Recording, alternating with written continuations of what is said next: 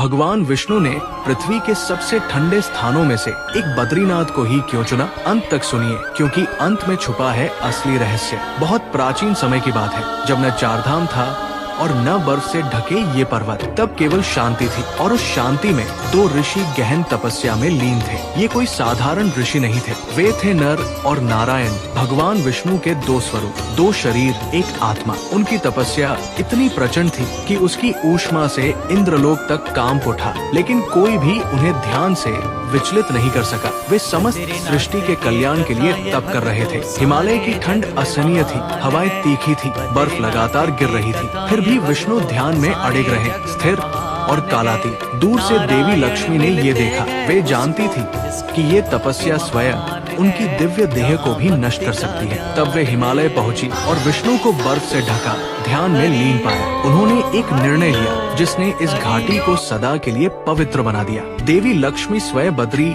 वृक्ष बन गई और हजारों वर्षों तक विष्णु को हिमालय की ठंड से बचाती रही। लक्ष्मी बनी बद्री और विष्णु कहलाए बद्रीनाथ, अर्थात लक्ष्मी के संरक्षण में स्थित भगवान। पूरी घाटी बद्री वनम कहलाने लगी। जब कलयुग आया तो विष्णु ने अपना दृश्य रूप त्याग दिया और अलकनंदा नदी के जल में नारद कुंड में विश्राम करने लगे। वहाँ देवर्षि नारद हजारों वर्षों तक उनकी पूजा करते रहे। शताब्दियों बाद आदि शंकराचार्य हिमालय पहुँचे। अंत प्रेरणा से वे नारद कुंड में उतरे और वहाँ से एक दिव्य शालिग्राम प्राप्त किया। वही शालिग्राम आज बद्रीनाथ धाम में विराजमान है। वही विष्णु जिन्हें कभी लक्ष्मी ने अपने स्वरूप से ढककर बचाया था। आप सिर्फ एक मूर्ति नहीं देख रहे, आप उस स्थान पर खड़े हैं जहाँ लक्ष्मी का प्रेम पूरी घाटी को पवित्र बना गया। इसीलिए इसे बद्रीनाथ कहा जाता है, जहाँ भगवान विष्णु